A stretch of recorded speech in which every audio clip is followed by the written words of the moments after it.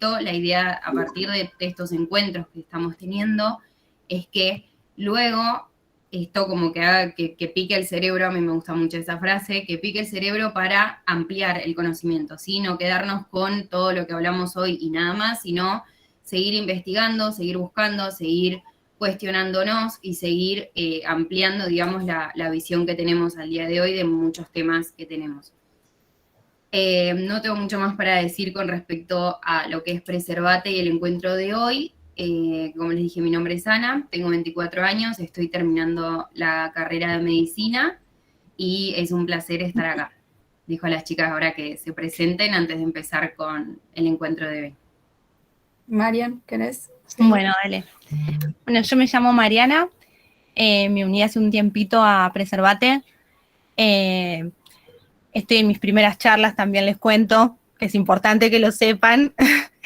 Soy psicóloga, vivo en la provincia de Chaco y ahora me estoy formando en lo que es psicología perinatal, que es el acompañamiento de la persona gestante, ¿no? En todo el proceso.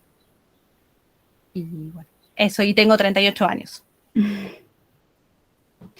Bueno, yo soy Belén, tengo 26 años, soy médica. Así que bueno, voy a empezar, no tengo más para decir, así que voy a empezar a poner la presentación. Sí, arrancamos. Vale.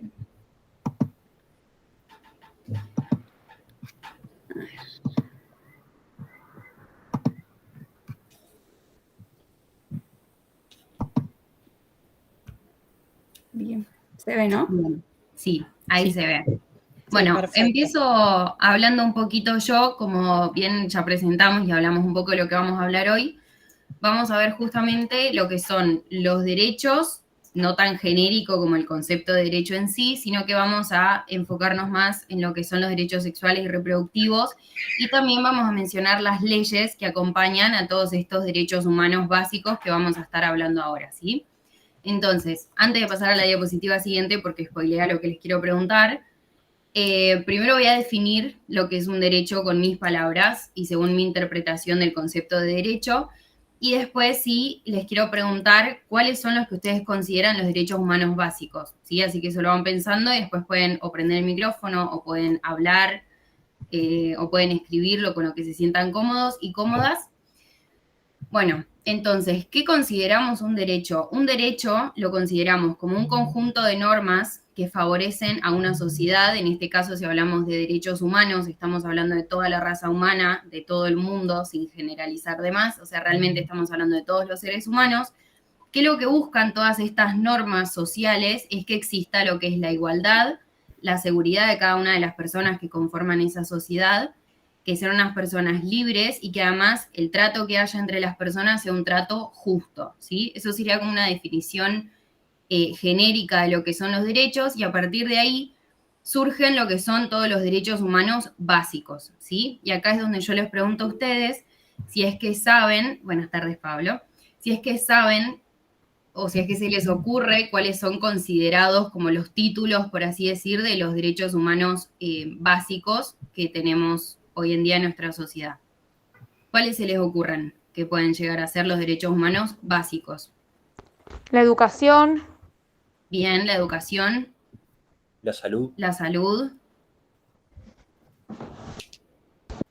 El trabajo también. La vivienda. Vida, salud, alimentación. No escuché quién prendió el micrófono recién. La vivienda. La vivienda. Muy bien. Y bueno, los que están diciendo, algunos sí son considerados, otros no son considerados como básicos, pero con respecto a lo que yo voy a estar diciendo, ¿sí? No es que eso no sean derechos humanos básicos, sino que a todos estos más específicos que ustedes estuvieron mencionando se los pueden englobar como en bolsas aún más grandes, que eso es lo que dice la diapositiva siguiente. Si quieres pasar, por favor.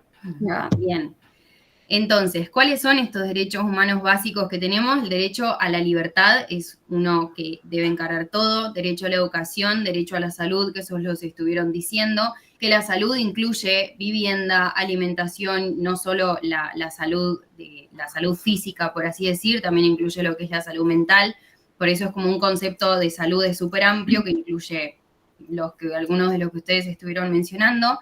Otro muy importante que a mí hasta que no había leído todo esto no se me había cruzado por la cabeza, que es el derecho a la no discriminación, ¿sí? Justo hace un rato cuando yo dije lo que es un derecho, incluía que sea una sociedad justa y de igualdad, ¿sí? Por eso el derecho a la no discriminación es considerado un derecho humano básico, y de lo que vamos a hablar hoy más que nada, todo lo que son los derechos sexuales y reproductivos, ¿sí? Eso, todo lo que están en la cajita violeta o lila, como ustedes lo vean, es de lo que vamos a estar hablando en el encuentro de hoy, ¿sí? Y como bien dice ahí en la diapositiva arriba, para exigir un derecho hay que conocerlo, ¿sí? Entonces, hoy que vamos a hablar de algunos derechos, más que nada los derechos sexuales y reproductivos, y las leyes que están avalando esos derechos en nuestra sociedad, en nuestro territorio de Argentina, ¿sí? Pasamos a la siguiente, por favor.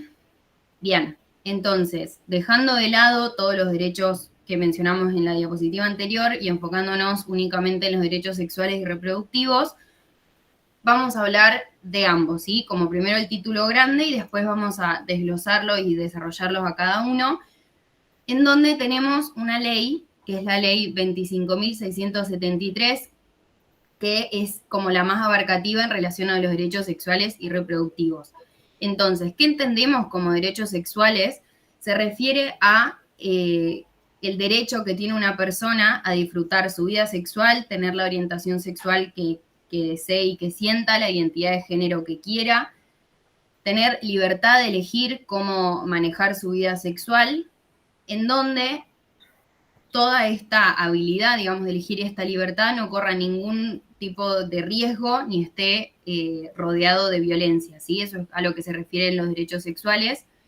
Y por otro lado tenemos los derechos reproductivos, que como él lo dice, está mucho más relacionado a la reproducción en sí, en donde incluye la autonomía de que una persona decida si es que quiere o no tener hijos o hijas, cuántos quiere tener, en qué momento de su vida lo quiere tener, con qué frecuencia los quiere tener e inclusive con quién los puede tener, ¿sí?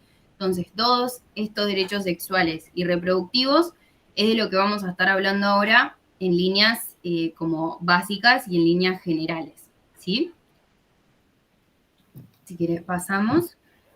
Y ahora hablando un poco de lo que es salud sexual, ¿sí? Es como de toda la bolsa grande de salud que estuvimos hablando hace un ratito y que ustedes dijeron, ahora vamos a hablar de una bolsa más chiquita, que es lo que es la salud sexual. ¿Qué creen que incluye la salud sexual? ¿O qué se les ocurre que puede ser?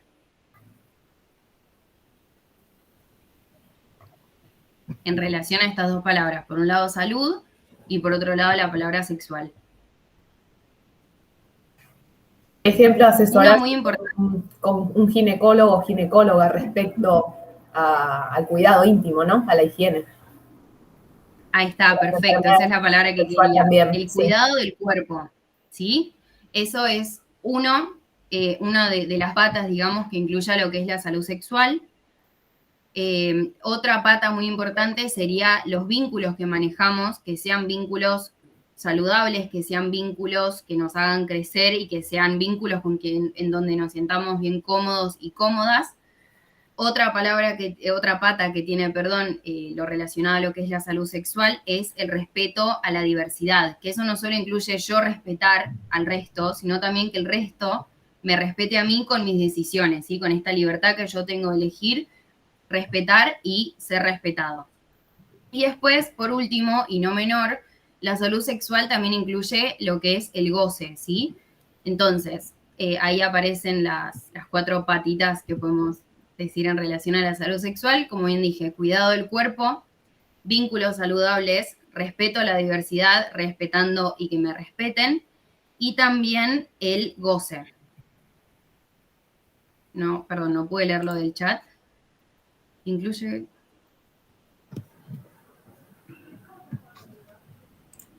Esa pregunta me parece que depende del vínculo, pero ahí está la importancia de la información, ¿sí? De brindar la información y de todo lo que tiene que ver con el consentimiento, en el caso específico de la pregunta que hicieron, que la voy a leer en voz alta si es que alguien no puede, dice, incluye conocer si es con quien quiero tener relaciones sexuales, tiene alguna enfermedad de transmisión sexual, sería. En este caso, la importancia está en brindar la información de forma correcta y de tomar las medidas necesarias para que eso no se lleve a cabo. Entonces, el consenso, en caso de una relación sexual, el consenso tiene que ser informado y la persona que dice sí a algo tiene que tener la información completa. Entonces, si lo vemos de ese lado, se debería brindar la información si es que la persona tiene o no algún tipo de enfermedad, de infección de transmisión sexual. Pero realmente acá pueden aparecer grises porque hay casos medio particulares en el sentido de que si la persona toma las medidas necesarias para que esa infección no se contagie a la otra persona, quizás no es necesario, como que ahí entra un dilema más moral e inclusive de opinión, en donde no corresponde que yo dé mi opinión o cómo pienso, digamos. No sé si se entiende. Belu o Marian, ¿quieren decir algo en relación a eso? Yo lo entendería igual que vos, me parece que es el tema de la información, pero creo que sería un derecho saberlo. Claro. Pero es una opinión, no sé realmente cómo es esto. Claro, es una pregunta que amerita debate. Si quieren más adelante podemos hablar y ahora seguimos con esto, ¿sí? Bien, eso. Bueno, ahora hablando específicamente de derechos sexuales, como bien dijo Ani antes, tiene que ver con poder decidir con quién, cuándo y cómo tengo relaciones sexuales. Perdón, también tiene que ver con poder acceder a la información para aprender a cómo cuidarse, a disfrutar del cuerpo. Y por otro lado, también tiene que ver con vivir una sexualidad sin presiones, sin violencias, pudiendo elegir la orientación sexual, la expresión, la identidad de género, la expresión de género que cada uno con el que se sienta cómodo y decide elegir. Y todo esto, o sea, engloban varias leyes que tenemos en Argentina. Todas estas leyes son relativamente nuevas, son todas, se sancionaron después del año 2000. Hay algunas más, pero bueno, las más importantes son estas.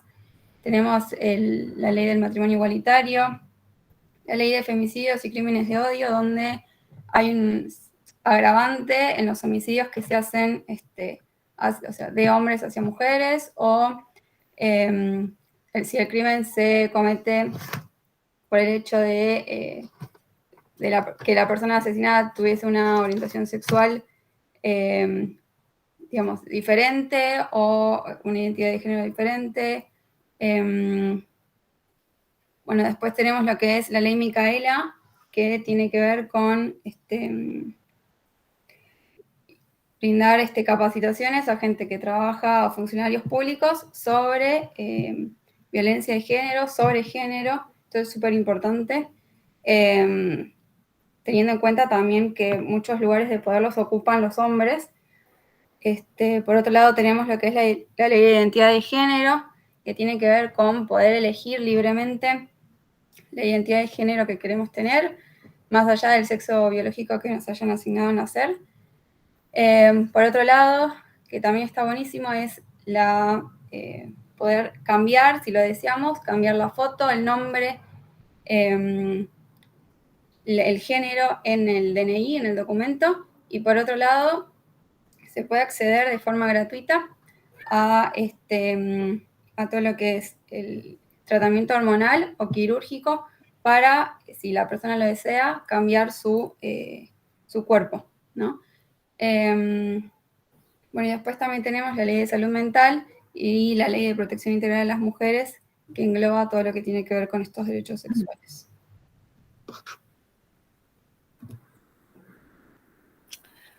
Bueno, los derechos reproductivos, acá como dice el gráfico, es la posibilidad de decidir sobre nuestros cuerpos, ¿no? Es importante saber que que forma parte de los derechos humanos básicos de los que hablaba Ani, ¿no? Y es igual de importante que estos derechos, porque están profundamente relacionados. O sea, pudiendo decidir sobre nuestros cuerpos, también estamos teniendo acceso al derecho a la libertad, al derecho a la salud, el derecho a la vida. Todas las personas tenemos derecho a decidir en forma autónoma y sin discriminación de ningún tipo, ¿no? Tener o no tener hijos o hijas, con quién, cuántos, y también lo que es importante es el tema del intervalo, no entre un hijo y el otro.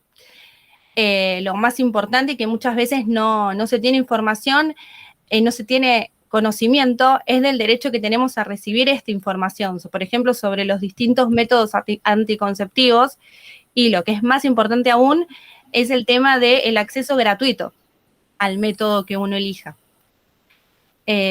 Todas las personas tienen el derecho a disfrutar una vida sexual saludable, placentera, sin presiones, elegir el número de hijos, y esto que me parece que es lo más importante, esto de recibir atención gratuita e integral acerca de la salud sexual y reproductiva. Lo importante también, que en muchos casos no se da, por lo menos, bueno, acá en Chaco la salud es bastante complicado el tema, ¿no? Pero el tema de los métodos anticonceptivos, esto de saber que uno tiene derecho a elegir el método anticonceptivo, que no pueden negarnos una ligadura de trompas, una vasectomía, y que esto se puede dar en un hospital, en un centro de salud, con una obra social, con una prepaga, esto de tener el acceso a la atención en salud sexual en forma gratuita. Y también, lo que es muy importante, esto de poder tener el acceso en un ambiente de respeto, empatía, y como hablábamos antes también, y está íntimamente vinculado, es el derecho a la no discriminación. Creo que es importantísimo conocer nuestros derechos, primero para hacer que se cumplan, ¿no? Obviamente, y también para poder tomar decisiones en forma autónoma, libres e informadas. Bueno, acá están estas 3 leyes que son muy importantes. La ley 25.929, que es la ley de parto respetado, que lo que garantiza o lo que busca garantizar es el acceso, el acompañamiento y recibir un trato digno, personalizado, que se respeten los tiempos del parto, evitando alguna práctica invasiva, elegir de forma informada, ¿no? O sea, y con libertad la forma en que uno quiere transitar este momento, si quiere parto natural, si quiere cesárea, obviamente que también teniendo la información adecuada por parte de los médicos.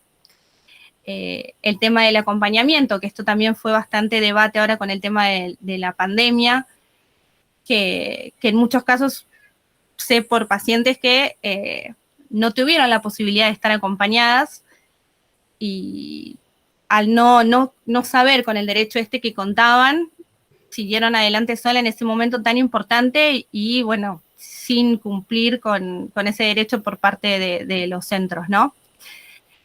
La ley 27.610, que es la ley de interrupción voluntaria del embarazo, que ahora, bueno, más adelante vamos a profundizar, pero bueno, se promulgó en enero del 2021 y establece el acceso a la interrupción voluntaria del embarazo. Y la ley 26.130, que es la ley de anticoncepción quirúrgica, que lo que establece es que todas las personas pueden acceder a esta ligadura de trompas o vasectomía, y que es un procedimiento gratuito. Y muchas veces, bueno, esta información no se tiene, no se sabe. Es importante saber que para esta ley, no es necesario haber tenido hijos, no es necesario el consentimiento de una pareja, no es necesario tener determinada edad. Ahora sí, pasamos a la siguiente imagen. Está, bueno, teniendo en cuenta la importancia de la consejería sexual, ¿no? La consejería es un modelo de atención centrado en las personas para fortalecer la autonomía, acá como dice, para la autonomía de la toma de decisiones. Tiene como objetivo fortalecerlo. En estos espacios de consulta se trata de brindar información sobre los derechos que una persona tiene, información sobre los métodos anticonceptivos para que cada persona pueda elegir el que cree más conveniente o que se adapta más a sus necesidades. también es importante en todo lo que hace a la prevención de las infecciones de transmisión sexual, a las prácticas de cuidado para el ejercicio de una real sexualidad, para vivir una sexualidad libre y plena. Hay una línea de salud sexual que uno puede acercarse, 0800-222-3444.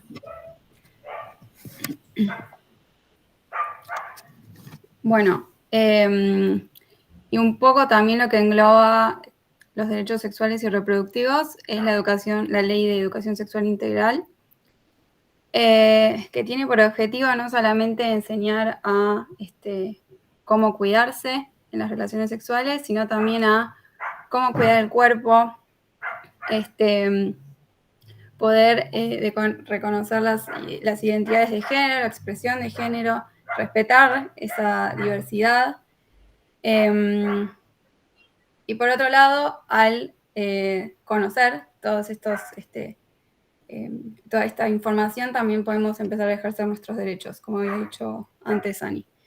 Es importante que sepamos que todo lo que tiene que ver con educación sexual integral no es algo que lo vemos una vez y se terminó, sino que es importante que todo el tiempo estemos llenándonos de información, porque es algo que nos acompaña toda la vida, que está en un montón de situaciones que capaz no las identificamos. Bueno, para hablar un poquito de ESI, para que vean que eso nos atraviesa bastante. Estos son algunos titulares donde se vulneran varios derechos sexuales y reproductivos. Hay algunos que no son de acá de Argentina, pero bueno, es más que nada para que vean que es algo que con lo que vivimos todos los días y seguramente teniendo un poquito más de sí todos, podemos contribuir a que dejen de pasar o pasen menos cantidad de veces. Bueno. Bien, y siguiendo con uno de los pilares de la ESI, que en realidad ahora estamos como enganchando temas que vimos el encuentro anterior y temas que estamos viendo hoy y también con temas que vamos a ver el próximo encuentro, que ya sería el tercero y el último. Recién en la diapositiva que mostraban los 5 pilares de la ESI habíamos trabajado mucho lo que era el cuidado del cuerpo, ¿sí? Y el respeto a la diversidad. Y ahora, más que nada, estamos hablando de uno de los 5 pilares de la ESI, que es ejercer nuestros derechos, ¿sí? Y por eso la importancia de conocer nuestros derechos para después reclamarlos y que se cumplan estos derechos que estamos hablando, derechos avalados por algunas leyes. Y ahora lo que vamos a hablar es de 2 leyes. Una es la de la interrupción voluntaria del embarazo, que las siglas serían IVE, de esas 2 formas quizás nos escuchan hablando, y la otra ley que es la de la interrupción legal del embarazo, que esas serían las siglas ILE. Empezando hablando primero con la IVE, o la interrupción voluntaria del embarazo, que se promulgó hace poco, a principio de año, que en donde esta ley lo que garantiza es el acceso a la interrupción de un embarazo hasta la semana 14 de gestación, incluyendo esa semana 14. Entonces, esto habla de decidir qué es lo que la persona quiere realizar con su cuerpo. Y también la ley abarca el derecho a recibir y acceder en distintos ámbitos de la salud, ¿sí? Esto no quiere decir que es un lugar específico, sino también incluye lo que es la atención post-aborto y también a recibir la información y saber trabajar con esta información para prevenir embarazos no intencionales. Acá aclaramos, no decimos embarazos no deseados, sino que tratamos de usar el término embarazos no intencionales, porque muchas veces no es que no se desea un embarazo, sino que no era el momento de tener ese embarazo. Por eso el término que usamos muchas veces es embarazo no intencional. ¿Sí? Esto como una aclaración. Entonces, esta ley nacional, número 27.610, sancionada a principio de año, habla de justamente garantizar esta decisión de interrumpir un embarazo no intencional, ¿sí? Y de acceder a toda la atención de salud necesaria durante la interrupción y también post aborto, digamos.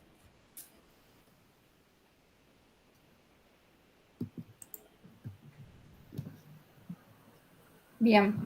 Y acá tenemos otra ley que está bastante relacionada con la ley anterior, que tiene que ver con la creación del programa de salud sexual y procreación responsable, donde más que nada lo que se busca es alcanzar el nivel más elevado de salud sexual y procreación responsable en toda la población.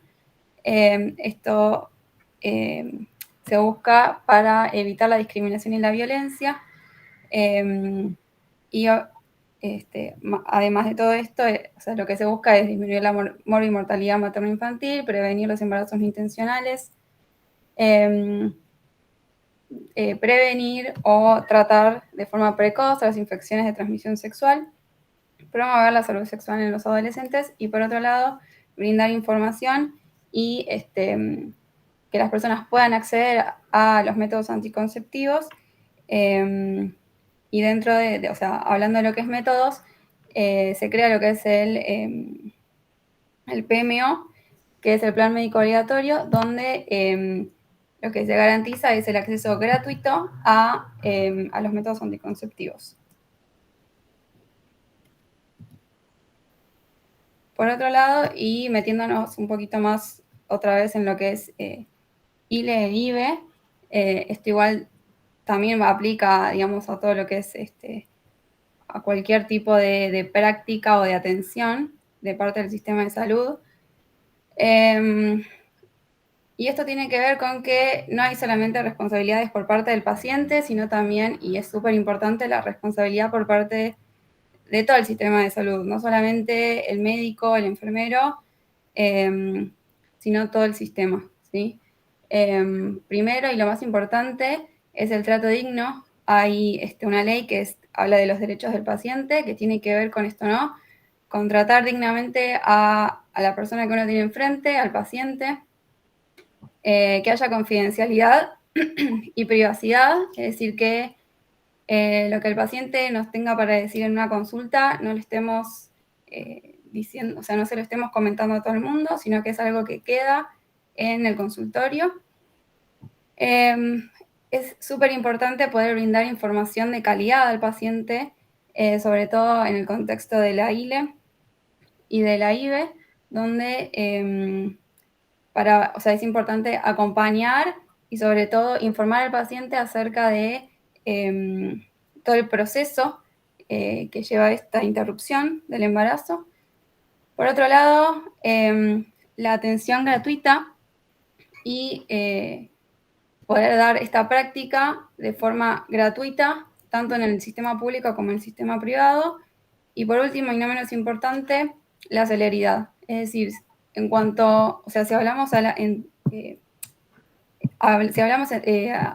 ILE o IBE, no deben pasar más de 10 días desde que la persona presentó, o sea, tiene la voluntad de interrumpir el embarazo,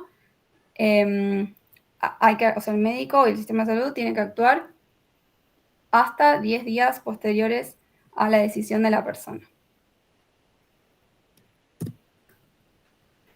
Bien, entonces, en cuanto a quienes llevan a cabo el procedimiento de la ILE o de la IBE, el personal de salud puede o no estar de acuerdo con respecto al procedimiento, ¿sí? Entonces, ahí existe lo que se llama la objeción de conciencia, que eso le permite al profesional de salud en cuestión negarse a realizar el procedimiento, pero no debe negar la atención a la persona, ¿sí? Que está solicitando la interrupción legal o la interrupción voluntaria del embarazo.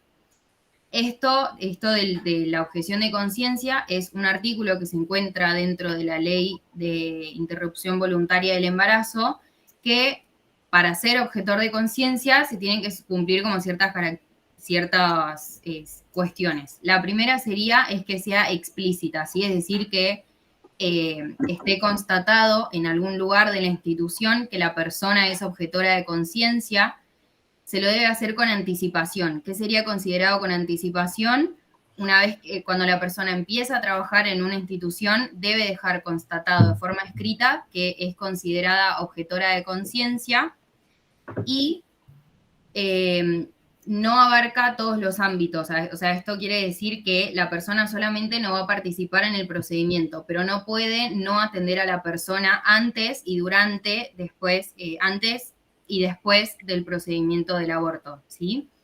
Entonces, la persona objetora de conciencia puede no llevar a cabo el proceso de la interrupción del embarazo, pero lo que no puede hacer es obstaculizar este proceso, ¿sí? O extender o dilatar el procedimiento con esto de los 10 días, por ejemplo. O sea, tiene que respetar lo pautado por la ley. Y lo otro que también se tiene que tener en cuenta es que la persona en sí no va a realizar el procedimiento, pero sí tiene la obligación de derivar a una persona que sí lo haga. Entonces, de esta forma, con este artículo dentro de la ley, incluye a las personas que están, que son consideradas objetoras de conciencia o que no lo son con respecto a la ley. Bien.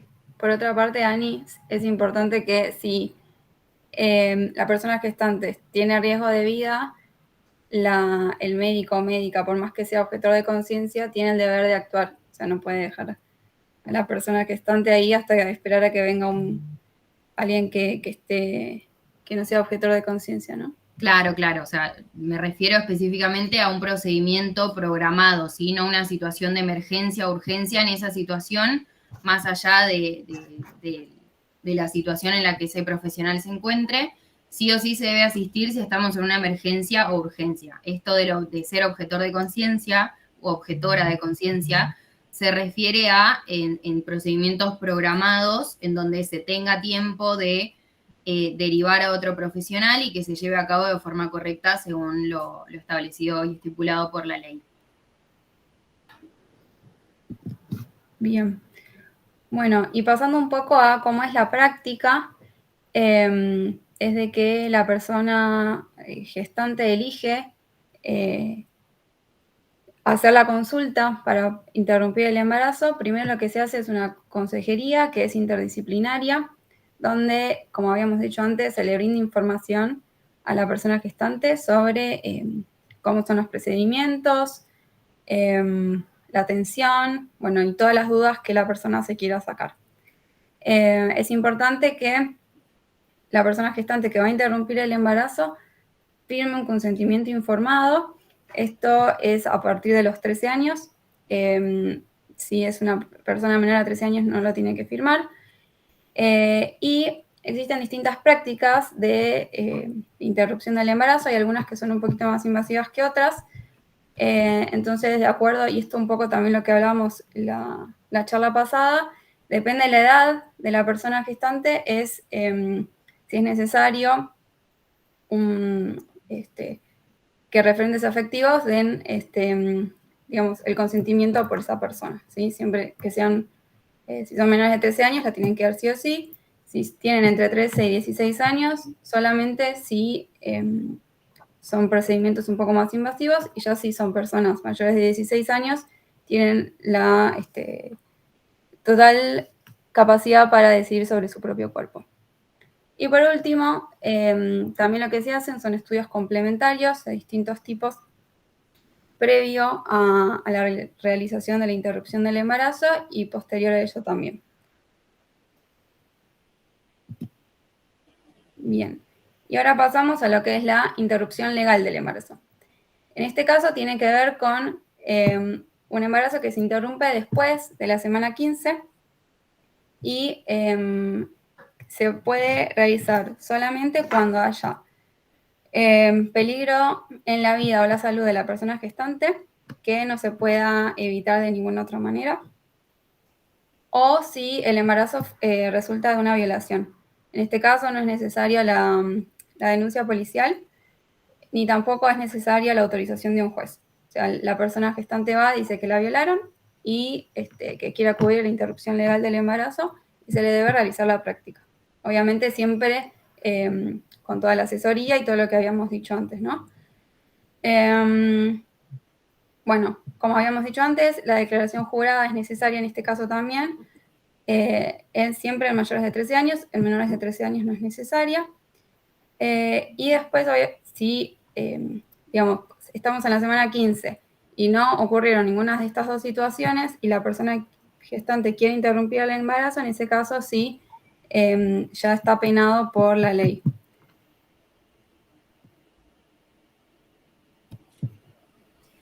Bien. Y ya como para ir cerrando, entre todos los derechos, la salud sexual, como bien dice ahí, marcado en negrita y subrayado, la salud sexual es un derecho, ¿sí? La salud sexual es súper amplio por todo lo que estuvimos viendo, incluye leyes, un montón de normas, un montón de posibilidades de accesibilidad a distintos medios para inclusive recibir información adecuada, con esta información saber decidir de forma correcta, tener autonomía en estas elecciones que tenemos y no, la salud sexual no debería ser un privilegio. Muchas veces pueden ser términos que se confundan o inclusive los conceptos en sí. Lo que buscamos ahora es que se entienda que la salud sexual y todo lo que estuvimos viendo ahora son derechos, ¿sí? No debe ser un privilegio ni de clase, ni de raza, ni de colores, ni de nada, ¿sí? Simplemente es un derecho humano que de todo lo que estuvimos hablando, y creo que no hay mucho más por decir con respecto a hoy, más que todo esto es como un pequeño escalón para todo lo que puede llegar a seguir, que es seguir informándonos, seguir conociendo nuestros derechos, seguir conociendo todo el acceso que podemos llegar a tener en nuestro país, ¿sí? Esto limitado a lo que es Argentina. Y si tienen dudas o si tienen algo más para decir, somos todo oídos y todo ojos, si es que escriben también.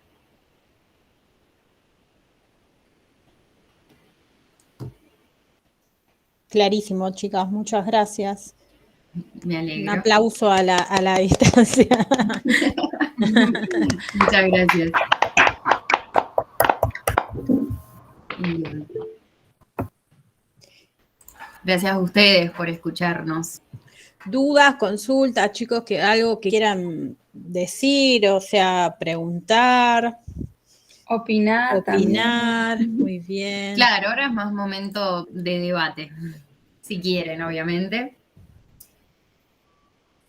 No, y gracias a ustedes y me alegro que fue claro, es lo que buscamos, transmitir claridad con información real, nada inventado o mediante opiniones. Yo me quedé ahí pensando en el ILE, o sea, menores de 13 años, o sea, por resultado de violación, no exige denuncia. O sea, directamente manifestando la situación es suficiente, digamos. Claro, Sí. porque se considera que una persona menor de 13 años no tiene autonomía de decisión sobre su cuerpo, entonces cualquier situación de embarazo de una persona menor de 13 años es considerada violación. Ajá, bien. Por ese motivo, lo que estaba diciendo hace un rato con relación a la ley. Bien, gracias. Antes, previo a la ley de interrupción voluntaria del embarazo, lo único que estaba era la interrupción legal del embarazo.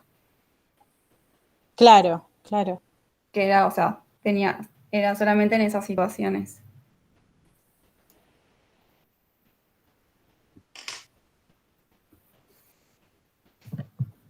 Muy bien. ¿Algo más que quieran preguntar o decir o todo lo que quieran? Vamos, anímense, aprovechemos a las chicas. Bueno, yo un comentario, ¿cómo andan? Yo me acordaba cuando salió la ley con el tema del objetor de conciencia, que me acuerdo que no, por lo menos, si no recuerdo mal, no era algo muy bueno que haya salido con ese artículo, me parece. Pero por lo que ustedes están explicando, como que no sé si es muy grave, no sé qué ustedes piensan, de que esté esto, de que incluya los objetores de conciencia, porque igualmente la atención a la persona que quiere realizarse el aborto la tiene que hacer igual o la tiene que derivar, o sea, no sé, igual me acuerdo cuando salió como que era medio, yo tendría cuidado con este tema, pero por lo que contan ustedes no sé si es tan grave. Claro, es que ese artículo, digamos, avala a quienes no están a favor de la ley en algo tan polémico, entre comillas, como lo es, como lo fue todo lo que es la interrupción voluntaria del embarazo. Entonces, mediante ese artículo está avalando a las personas que no desean y que no quieren practicar el procedimiento de la interrupción voluntaria de un embarazo, pero no va a obstaculizar ese procedimiento, simplemente va a decir, yo no lo hago, pero conozco a esta persona que sí, andá y atendete con esta persona. Eso es lo que está diciendo si es que una persona es objetora de conciencia, dejándolo, como bien decía, de forma explícita, con anticipación, o sea, si yo decido ser objetora de conciencia y me llega una persona y yo todavía no lo constaté, tengo que llevar a cabo el procedimiento si es que como profesional a mí me corresponde hacerlo, porque también no lo hace cualquier profesional, porque existen como especialistas o personas que sí realizan un procedimiento, como no, que no es solamente esto de sí o no realizar un procedimiento médico en general, sino que depende de la especialidad de cada persona, ¿sí? A eso se refiere. Claro, perfecto. Sí, gracias. Lo más importante es que la persona tenga, o sea, pueda acudir a la práctica, ¿no? Como que bueno. Ujú. Ahí Sandra dice, los centros de salud tienen que garantizar, y esperen que garantizar tener un profesional que realice el procedimiento, porque ese es otro, ¿no? O sea, vos llegas a un hospital de repente y te toca una persona que no quiere realizar el procedimiento, se supone que debería haber alguien que lo realice, ¿no? O sea, porque una cosa es ir a consultar a un profesional específico y otro es, bueno, por una X situación llegas al hospital y, bueno, cada vez con un objetor de conciencia. Debería haber disponible otro. Calculo que Sandra apuntaba eso que yo me estaba preguntando recién cuando Flor hablaba. Acá estoy. Sí, Lo pensaba más sí, que sí. nada para los lugares que por ahí están más aislados. Claro. Bueno, yo vivo en la ciudad y hay un montón de centros donde uno puede acudir, digamos. poder atenderse, claro, pero en lugares más aislados por ahí se complica más. Claro, quizás a veces no se tiene los medios, inclusive no se encuentra un profesional que lo lleve a cabo, pero en esos casos que no haya una persona que realice el procedimiento, sí deberían saber en dónde sí hay una persona que lo realice y derivar. Entonces, como que si en ese lugar no se puede, por cuestiones de personal o inclusive de insumos, de recursos, o sea, claro, de recursos, deberían saber a dónde sí se puede realizar el procedimiento o a dónde derivar para hacerlo. Pero ¿sabes si se está cumpliendo? Sé que es un proceso lento, no, desconozco realmente. De la ley y empieza, claro. Habría que ver en los lugares donde hay, digamos, no tenés un centro de salud uno tan cerca del otro, ¿no? No sé. Claro. Hablando acá en AMBA, sí, porque bueno, tenés mucho, digamos, hay muchos recursos, pero bueno, no sé, la verdad que fuera de AMBA no sé si se cumple o no. Claro. Debería, porque es una ley, pero bueno. No, sí, o debería haber un sector encargado de hacer el seguimiento de todo esto, ¿no? Sabemos que existan las leyes a veces no significa que realmente se apliquen, pero, o debe haber yo la verdad que desconozco también, pero un sector dentro del Estado encargado de ir analizando la evolución y ver cómo funciona esto, ¿no? Porque además eso implica recursos presupuestarios, ¿no? Pero sí sería interesante saber el estado de avance de esto. No, desconozco. Tenemos leyes más nuevas que hoy en día quizás no se cumplen de la forma establecida, perdón, leyes más viejas y que al día de hoy quizás no se cumplen, y esta que es de enero, que vamos unos pocos meses, quizás puede estar pasando lo mismo, y como digo, varía, o como dijo recién Sandra, varía según el lugar, no es lo mismo una ciudad que un pueblo que esté más aislado, o un lugar que sea remoto completamente, y varía provincia a provincia, es como muy difícil generalizar en un país tan amplio y tan variado como es el nuestro, digamos. Chicas, ¿hay un teléfono o algún lugar para, si te pasa algo, que llegás y no te quieren hacer la intervención? Porque llegué tarde, no sé si lo dijeron. ¿Cómo? Consejería. Claro, O sea, podría ser el número de consejería y si no, depende la provincia donde uno se encuentre. Creo yo que no es lo mismo cómo se maneja Cava que cómo se maneja provincia de Buenos Aires o cómo se maneja, no sé, Salta, que es mi provincia, por ejemplo. claro. Mira, acá hay uno, estaba buscando. En internet hay como un formulario de reclamo para interrupción voluntaria del embarazo, donde dice que vos podés llenarlo e informar en dónde no se cumple. Ah, joya. Qué bueno, está bueno. Sí, sí. ¿Es de Nacional o de Cava? Sí, Seguro. de Ah, argentina.gov.ar, de toda no, Argentina. Nacional. no, está bien. Está bueno eso. Y Débora dice, ¿se sabe qué pasó con Chaco? Si no me equivoco, quería suspender la ILE. Yo tengo entendido que no se suspendió. Sí, lo que pasa acá en Chaco es el gran tema del embarazo adolescente, ¿no? Hay mamás muy jóvenes por el tema este del desconocimiento de los métodos anticonceptivos, el acercarse, si bien hay centros de salud, se va ampliando el tema de los centros de salud. Yo no vivo en Resistencia, vivo en Barranqueras, que es un poquito más alejado, pero bueno, tiene su nuevo hospital que es bastante grande, pero es verdad esto de que escasean los profesionales. Entonces, bueno, hay un hospital que es el Gran Hospital Perrando, se llama, que queda en Resistencia, y bueno, siempre se derivan los pacientes para allá.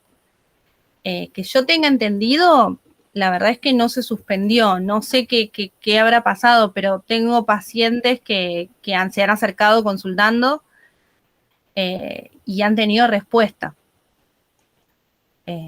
Pero no es lo más común. Lo más común acá, sinceramente, por lo menos donde estoy yo en Barranqueras, es las mamás tienen 3, 4, 5 hijos y tienen 24 años, por ejemplo. Sí. Así que no, realmente falta mucha información. Bueno, y esa es otra ley la ley de ESI, que a veces no se cumple y es más antigua que esta. Claro. Tenía eso en mente cuando dije eso de las leyes más viejas que no se cumplen al día de hoy. Sí. Es claro. Uh-huh. Bueno, ¿alguna consulta más?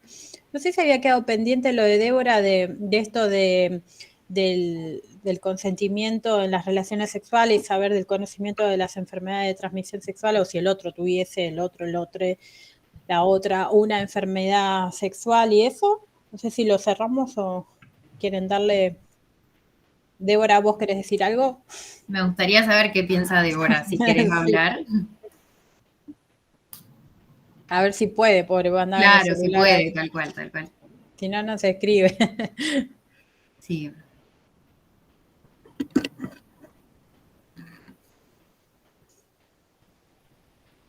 ¿Alguien más? Bueno, Débora, esperamos. Dale, dice, le esperamos que escriba, no hay apuro. Gracias. Estamos para eso. Uh-huh. Sí. Con el tema de las enfermedades de transmisión sexual también hay mucho desconocimiento, me parece, relacionado con esto de que las ESI también no se respetan en todos los lugares, que hay mucha discriminación, ¿no? A la gente que por ahí tiene HIV, o la diferencia entre HIV y SIDA, hay muchas cosas al respecto que es un poco más complejo, ¿no? Yo creo que un poco, perdón, un poco la discriminación va de la mano de la no información, ¿no? Como que claro. Si uno no sabe la diferencia entre HIV, entre SIDA, no sabe la forma de transmisión, y bueno, qué sé yo, le va a dar lugar a eso, ¿no? A discriminar a la gente que lo tiene. Justo el encuentro que viene, que es el último, lo que vamos a hablar es estereotipos y violencia, y entre eso incluimos todos también los estigmas sociales, que lo habíamos mencionado también la vez pasada, me acuerdo que nuestra compañera que hoy no pudo estar también lo había mencionado, por esto de la no información, los mitos que se terminan pasando de boca en boca y que son completamente errados por una cuestión de falta de información, no por malicia dentro de las personas. Ahí Débora escribió. Dice Armelio, sí, la pregunta era porque es para debatir. El derecho de uno a no ser discriminado por una infección y el del otro a conocer ante un eventual accidente, dice, ¿no? O sea, ¿se entiende? Sí. ¿Qué dice al final? ¿Dónde se cumpliría el derecho? Donde se cumpliría el derecho de ambas partes. Bien, yo creo que eso es lo que da debate. Y varía según la situación, porque si hablamos de infecciones de transmisión sexual tenemos un montón y no podemos, o sea, se debería hablar de caso por caso, pero hablando de lo que recién dijo Belu, en el caso de que una persona sea HIV positiva, pero esa persona está tomando su tratamiento antirretroviral y es considerado indetectable, que indetectable quiere decir que es no transmisible. Entonces, en esa situación, si la persona está cumpliendo con el tratamiento e igual obviamente se usa preservativo, eso quizás, si la persona no dice, che, mira, yo soy VIH positivo, como es indetectable y no lo puede transmitir, contagiar, no, quizás no es necesario que informe a la pareja sexual que tiene en ese momento. Pareja sexual, entiéndase, de ese encuentro sexual, ¿no? Uh-huh. No sé cómo sería después en caso de parejas estables, porque eso ya depende realmente de cómo se maneja cada persona, pero varía según el tipo de infección de transmisión sexual en cuestión, el tipo de práctica sexual que se esté llevando a cabo. Y entran un montón de factores en juego que podríamos hablar caso por caso, eso no sería un problema, pero generalizar es medio complicado, creo, para mí es medio complicado, no sé para el resto de las personas que están acá. Es como muy delgada la línea, ¿no?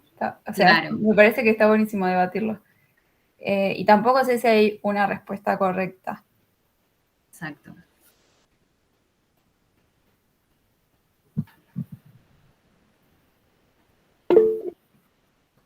No, gracias a vos por la pregunta que nos deja a todos y todas pensando un rato largo.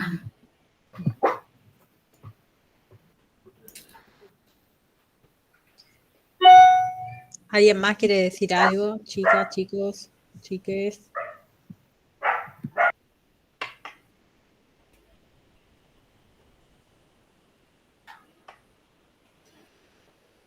Bueno, creo que quizás...